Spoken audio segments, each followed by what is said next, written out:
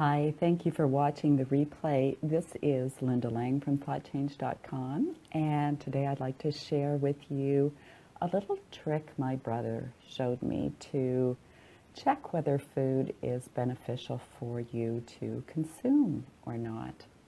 My brother is a pretty amazing character. He is in his 70s and he looks easily like he's in his 50s. And he's the person who helped me when I was healing from cancer. He helped me discover the world of herbs and what herbs to eat, how to calibrate through muscle testing.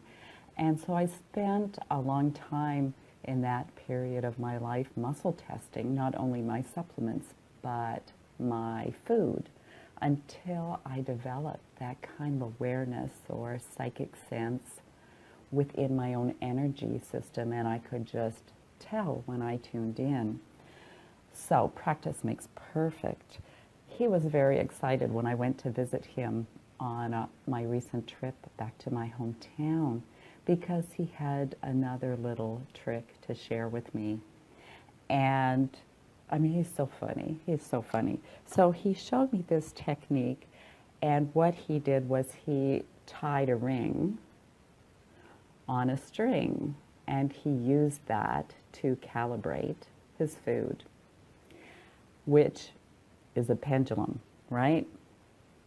It works as a pendulum. I have a beautiful pendulum, which I picked up when I was helping Paul at his crystal booth. It's a serious looking pendulum, isn't it? I just thought it was fantastic. I really don't use a pendulum very much, but I thought it would be perfect to show you how to use a pendulum. And like I say, it doesn't have to be anything fancy. It can be a ring on a string. It could be a sewing needle on a string.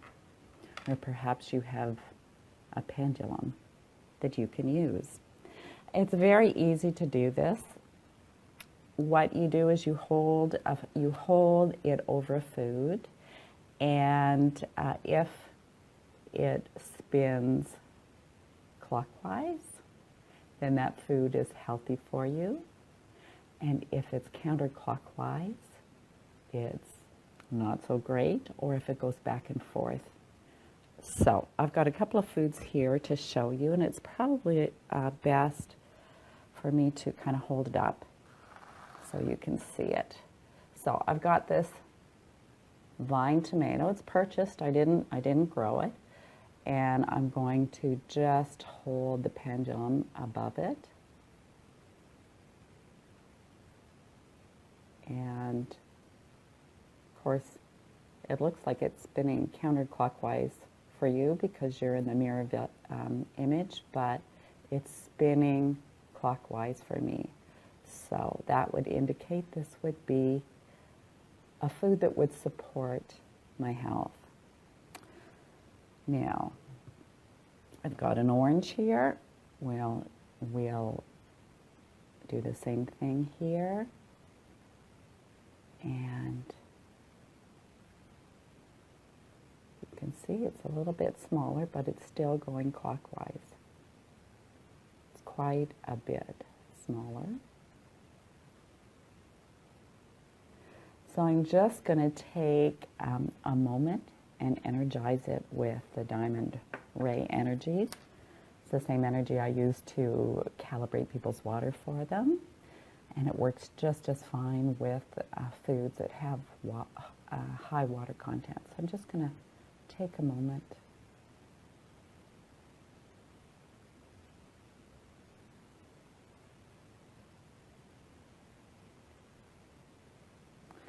And see if that makes a difference.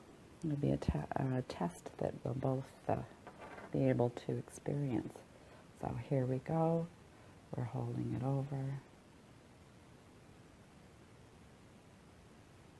And as you can see, it is a bigger circle. Very interesting. Now, we've got one more thing, which is some blackberries. And we'll check that out as well. Sometimes things that you think would be good for you aren't so good. You'll see this has very little movement. It's actually starting to go a little bit kind of back and forth, just a teeny, weeny bit. So I like to share another technique, which is something you can do.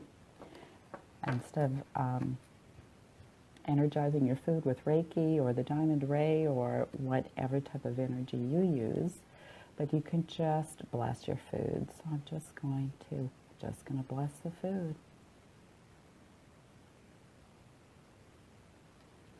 And we'll see if that changes in calibration.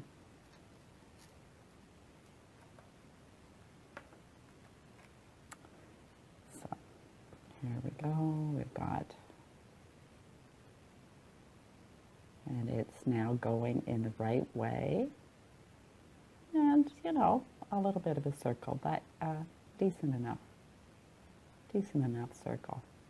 So it's interesting. You can see how your thoughts can affect things in your environment. You could see what the energy of love or blessing or higher spiritual energy, higher vibration energy can have on the things that we consume. Now, this being said, if you have a known allergy, you know, please be responsible, play it safe.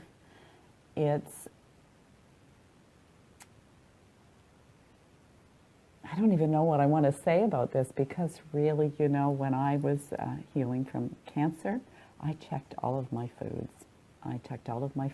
And that's what I lived by. But that was my choice and that was my path, and you are on your path and you get to make the choices that are best for you. So I would definitely encourage you to play with your food and just see what the energy calibration is, if it is something good for you. And you can then choose to eat it or not eat it. You can choose to bless it or send it energy, and then try the pendulum again, see if it shifts the energetic content for you. Sometimes there's something in a food that, you know, our bodies are kind of craving, and sometimes there's things in a food that our body just doesn't want to have. It doesn't necessarily mean that that food is a bad food or bad for everyone.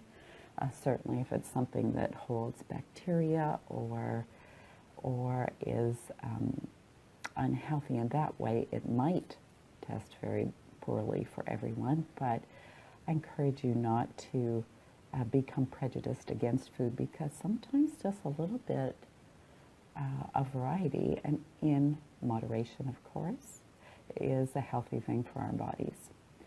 So that is my tip for you this week, is to play with your food with the pendulum. I'd love to hear your experiences, what you've tried. I should have brought some sugar. Actually, I've got a cookie here. Let's grab this cookie. You can't actually see it because it's like peanut brittle, I think, which is like sugar and peanuts. And let's see what the pendulum says about that. Okay, so not the best. It's going the wrong way. It's going the wrong way. So let's try praying or blessing. See if that makes a difference.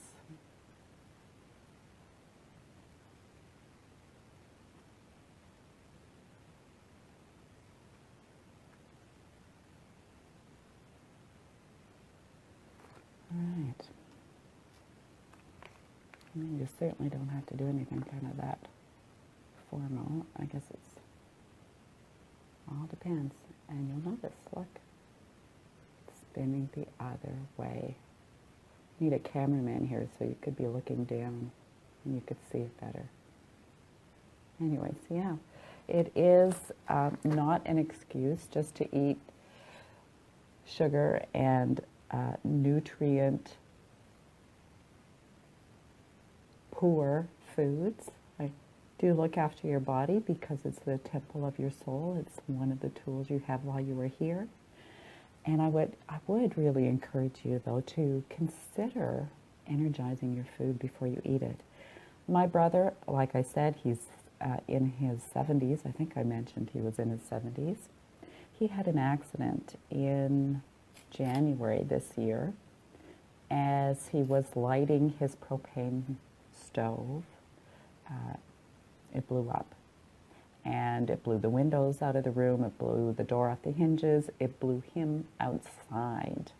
And he was burnt, his hands were burnt, his face a little bit, but mostly his hands.